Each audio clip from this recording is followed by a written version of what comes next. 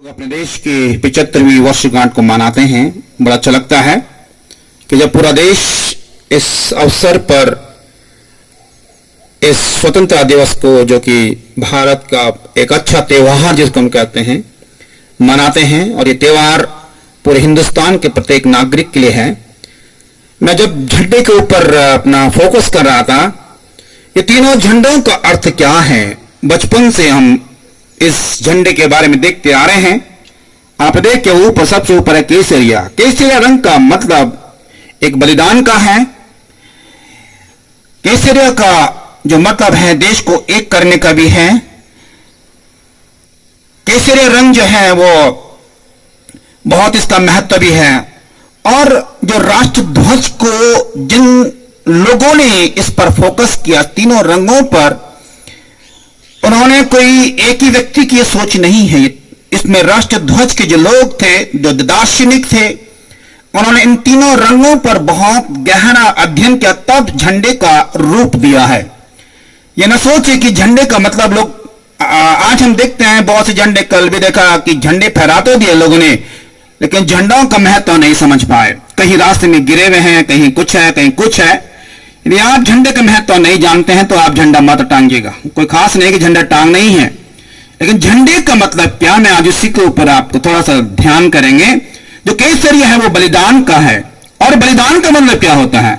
बलिदान का अर्थ है कि सब कुछ बलिदान। तब वहां ना कोई हिंदू होगा, ना कोई मुसलमान होगा, ना कोई ईसाई होगा।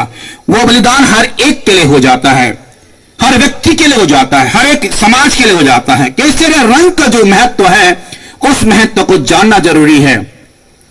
हिंदू धर्म में भी केसरिया रंग का बहुत महत्व है। साधु संत केसरिया रंग को पहनते हैं। केसरिया का मतलब बलिदान हो जाता है, साधु संत बलिदान हो जाते हैं, और ये बहुत है। दूसरा आता है उस पर जो बीच का रंग है। आप देखते हैं बीच का रंग में क्या है? सफेद है। सफेद का अर्थ हर कोई जानता है, शांति का प्रतीक होता है, भाईचारे का प्रतीक होता है, स्वच्छता का होता है, पवित्रता का होता है। हम कितने पवित्र हैं, हम कितने स्वच्छ हैं, हमारी मानसिकता कितनी स्वच्छता है कि नहीं, ये इंपॉर्टेंट है। देश के अंदर अगर आपकी मानसिकता स्वच्छ नहीं है तो आप झंडे के नीचे मत आइएगा, आप झंडे को सलाम मत कर दीजिएगा। आप झंडा तब टांगिएगा अगर आपके अंदर स्वच्छता हो, आपके अंदर शांति हो। यदि आपके अंदर शांति नहीं है तो झंडे का मतलब आप झंडे की बेइज्जती कर रहे हैं, तब आप झंडे की बेइज्जती कर रहे हैं।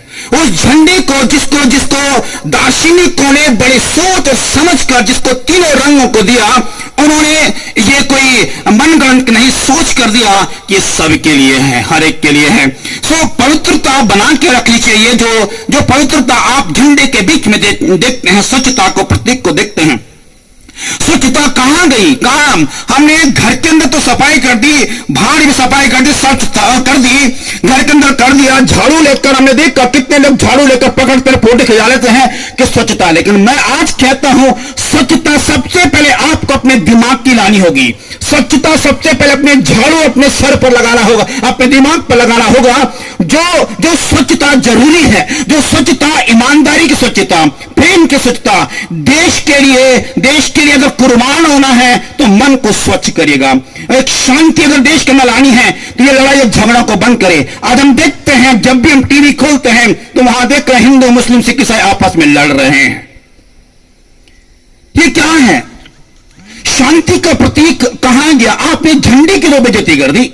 कहां रहा आपका? आज जब मैं देखता हूं सारे लोगों के घरों के ऊपर झंडे टंगे हुए हैं। बहुत अच्छी बात है कि झंडे पूरे देश के अंदर टंगे हुए हैं। क्या आप इस झंडे का सम्मान करते हैं? यदि अगर आप देश के नागरिक हैं तो सब लोगों का भी सम्मान करेगा। आपको हर एक व्यक्ति का सम्मान करना होगा, चाहे वो किसी भी जाति का हो, किसी भी धर्म का हो, किसी भी कौम का क्यों ना हो, उसका सम्मान करना पड़ेगा। तब आप झंडे के महत्व को जानेंगे। उन दार्शनिकों ने इस झंडे का महत्व समझकर ही तीन रंग दिए हैं। इस झंडे को उन्होंने रंग देकर कहा ये झंडा देश के प्रत्येक नागरिक के लिए है, प्रत्येक देश के नागरिक को सम्मान करने के लिए है। लेकिन आज हमने सम्मान और शांति को, आज जो शांति हमारे झंडे में थी, आज वो शांति खत्म कर दी है। आज वो शांति विरोध में बदल गई है। आज वो शांति लड़ाई झगड़ों में बदल गई है।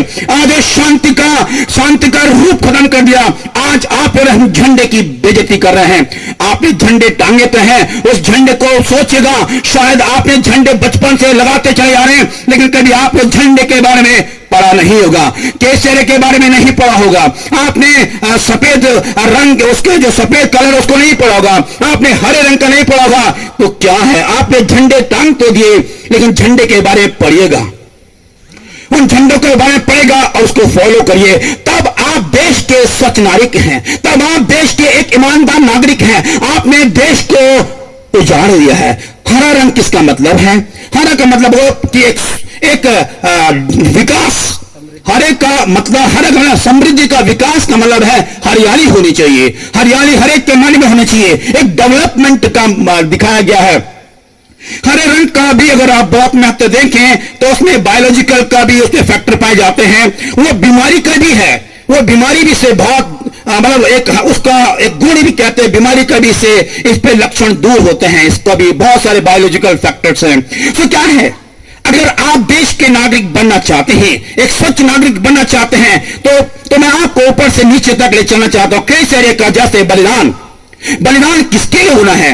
देश के लिए बलिदान होने वाले वे लोग थे जिन्होंने अंग्रेजों से अपना युद्ध लड़ा। उन्होंने अपनी परवाह नहीं करी, जान की परवाह नहीं करी। उन्होंने केवल देश को स्वच्छ बनाने के लिए, देश को और समृद्ध करने के लिए उन्होंने अपने बलिदान की परवाह नहीं करी। आज आप देखते हैं देश के अंदर सबसे ज्यादा भ्रष्टाचार फैल गया है। आज जब तक आप घूस नहीं देंगे तब तक आपकी फाइल आगे नहीं बढ़ेगी। क्या आप इसीलिए हमारे देश के लोग बलिदान हुए? आज हमारा देश आज कितनी मुसीबत में फंसा हुआ है। हमें अपने देश के लिए कुर्बान होने वाले व्यक्ति चाहिए। देश को भ्रष्टाचार वाले व्यक्ति नहीं चाहिए। देश को अनर्थ कल्पना करने वाले व्यक्ति नहीं चाहिए, बुरी कल्पना करने वाले नहीं चाहिए। आज देश का से लोग चाहिए जो ईमानदार हो, आज जो देश का विकास करते हो, जो पूरे हिंदुस्तान के अंदर हरियाली छाने वाले लोग, ऐसे लोग चाहिए। ऐसे लोगों को आज आने नहीं दिया जाता है। मुझे बड़ा दुख होता है जब मैं इस प्रकार की बहुत सी चीजें देखता हूं, सुनता हूं, आपस में जब बातचीत होती है। हमें देश के ऐसे लोगों की आवश्यकता है। इसलिए झंडे को आप इसका महत्व जानेगा। यदि आपने अपने घर के अंदर झंडा टांगा तो उसको जरूर पढ़ लीजिएगा कि इसका अर्थ है क्या। क्या आज आप अपने आप को बलिदान जैसा व्यक्ति बनाना चाहते हैं? यदि आप बलिदान वाला व्यक्ति बनाना चाहते हैं तो सबके लिए बलिदान हो जाएगा।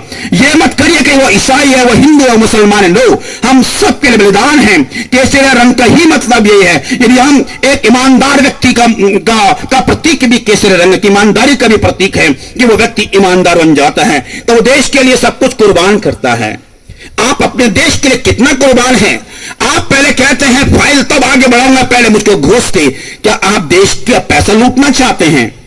यदि आप देश का पैसा लूटेंगे तो जिस पुल पर आप चल रहे हैं वो पुल में ही वही खत्म हो जाएंगे।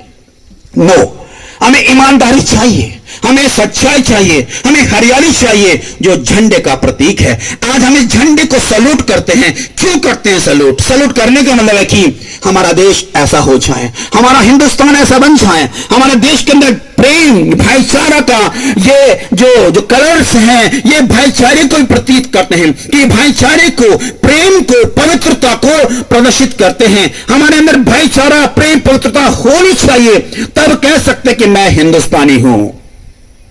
तब आप कहिए कि मैं हिंदुस्तानी हूं। नहीं तो अगर आप इस प्रकार के कैरेक्टर आपका नहीं है, इस प्रकार का जीवन आपका नहीं है, तो आप देश विरोधी हैं, देश विरोधी हैं। तब आप अपने आप को मत बोलिए कि मैं हिंदुस्तानी हूं, तब आप एंटी हिंदुस्तानी हैं। आप हिंदुस्तानियों का विरोध कर रहे हैं, आप हिंदुस्तानी के लोगों का विरोध कर रहे हैं, आप झंडे का विरोध कर रहे हैं, आप हिंदुस्तान का विरोध कर रहे हैं। इसलिए यदि आपके अंदर इन तीनों रंगों का रूप नहीं पाया जाता है, अगर इन तीनों रंगों का रूप नहीं पाया जाता है, तो आप अपने आप को हिंदुस्तानी ना बोलकर आप अपने आप को, मैं तो उनको दुष्ट बोल दूंगा और उनको हिंदुस्तानी विरोधी बोल दूंगा। इसलिए इन तीनों रंगों का आप अध्ययन करिएगा, इस रंगों को अपने जीवन में प्रयोग करेगा, इन रंगों को अपने देश के लिए, ईमानदारी के लिए प्रयोग करेगा। यही आपकी सच्ची भक्ति होगी, यही आपका सच्चा धर्म भी बोला जाएगा, जहां पर जो धर्म का मतलब है जो ऊंच नीच नहीं दिखता है। धर्म का मतलब है जोड़ना। आप फिलॉसफी में जाएंगे तो फिलॉसफी का भी बहुत अच्छा है कि जोड़ना होता है, हम एक दूसरे को जोड़ें। हम धर्म की इस आड़ पर ना करें कि वो ये है वो नो। कोई भी धर्म हो, चाहे वो ईसाई धर्म हो, चाहे वो हिंदू हो, चाहे मुसलमान हो, कोई भी धर्म को वो जोड़ने का काम करता है, वो प्रेम का काम करता है, वो एक दूसरे को शांति का काम करता है, और ये रंग उसी को प्रदर्शित करते हैं। और आज देश के झंडे की सम्मान करिएगा। इस देश के ऊपर जिन लोगों ने अपने बलिदान को कर दिया, हमारे देश के बड़े बड़े जो बलिदान हुए, उन्होंने किस प्रकार से अपनी फांसी लगाने तक भी उन्होंने कहा हम सर कटा सकते हैं लेकिन सर नहीं झुका सकते हैं। कितने अच्छे वर्ड हैं उनके। उन्होंने क्या पाया? कुछ भी नहीं पाया, लेकिन उन्होंने एक चीज पाई है कि आज भी हम उनको सैल्यूट करते हैं, आज भी हम उनको नमन करते हैं, आज भी हम उनका आदर सम्मान करते हैं कि उनके वजह से आज हम लोग स्वतंत्र हैं। उनके वजह से आज हम स्वतंत्र रूप से अपने प्रधानमंत्री को चुन सकते हैं, अपने राष्ट्रपति को चुन सकते हैं। लेकिन आज आप क्या चुनाव कर रहे हैं? आपका चुनाव क्या ईमानदारी का चुनाव है? क्या आपका चुनाव सच्चाई का चुनाव है? आप उसको चुनिएगा जो ईमानदार हो, आप उसका चुनाव करिए जो प्रेम रखता हो, आप उसको चुनिएगा जो सबका ख्याल करता हो। हम एक तरफ नारा करते हैं सबका विकास, क्या सबका साथ। अगर ऐसी विचारधारा है तो बहुत बेस्ट है। यदि आप एक का ही विकास कर रहे हैं तो वह बेस्ट सोच नहीं है। आप तब झंडे का अपमान करते हैं। हमारे देश के मुझे बड़ा अच्छा लगता है हमारा हिंदुस्तान। क्यों? कि हिंदुस्तान में हर जाति, हर एक धर्म के लोग पाए जाते हैं, हर व्यक्ति पाए जाता है, और इन सब में प्रेम पाया जाता है। यह सबसे बड़ी ही खासियत हिंदुस्तान की है। सबसे बड़ी खासियत है जहां हर एक धर्म के लोग रहते हैं। लेकिन हाय उन व्यक्तियों के लिए जो राजनीति करते हैं धर्म के ऊपर। नो, ऐसा ना करिएगा। आप झंडे का अपमान मत करिएगा। झंडे का अपमान करने वाले वे लोग हैं जो शांति नहीं चाहते हैं। झंडे का अपमान करने वाले वे लोग हैं जो हरियाली नहीं चाहते हैं, जो विकास नहीं चाहते हैं। झंडे का अपमान करने वाले वे लोग हैं जो बलिदान नहीं चाहते, केसरी रंग का अपमान करते हैं, और सफेद का बीज का अपमान करते हैं, और हरियाली का भी अपमान करते हैं। वे देश विरोधी हैं। आज आपको इस 75 वर्ष की गांठ में 75 वर्ष की हम गांठ मना रहे हैं। क्यों? इसीलिए कि उन्होंने हमारे लिए हमको आजाद कर दिया, और आज हम स्वतंत्र हैं। अपनी स्वतंत्रता में हम लोग नहीं उठ सकते हैं। आप सबको हमारा देश, पुनः एक बार मैं आप सबको बधाई देता हूं और शुभकामना देता हूं कि हमारे देश के अंदर आप जैसे लोग एक अच्छे देश के नागरिक बनिएगा, एक अच्छे ईमानदार बनिए, एक अच्छा ईमानदार बनिएगा, स्वच्छता रखेगा और विकास की ओर बढ़ते रहिएगा। उस विकास में हर कोई आएगा। उस विकास में यह नहीं कि केवल एक ही जाति नो, हर कोई आएगा, हर एक के लिए होगा। आप हॉस्पिटल बनाइएगा, आप अपने देश के लिए, अपने गांव के लिए एक अच्छा नमूना पेश करिएगा। यदि आप जीत कर आते हैं तो एक अच्छा नमूना अपने देश के लिए, अपने गांव के लिए प्रदर्शित करिएगा। तब लगेगा कि आप देश के नागरिक हैं, तब लगेगा कि आप देश से प्यार करते हैं, तब लगेगा कि आप अपने देश के बहुत प्रेमी हैं। आज का ये दिन हमारे लिए बहुत अच्छा है, और ऐसा हम अपने देश के लिए बराबर करते रहे। आइए हम लोग सब खड़े हो जाएंगे। एक बार पुनः हम लोग भारत माता की जय बोलेंगे। 3 बार बोलेंगे, भारत माता की जय, भारत माता की जय। हम उनको भी याद करेंगे जो हमारे देश के बलिदान में अमर रहे। देश के बलिदान अमर रहे, हमारे देश के बलिदान अमर रहे। हम उनकी इस याद को भी हमेशा याद रखेंगे। Thank you very much.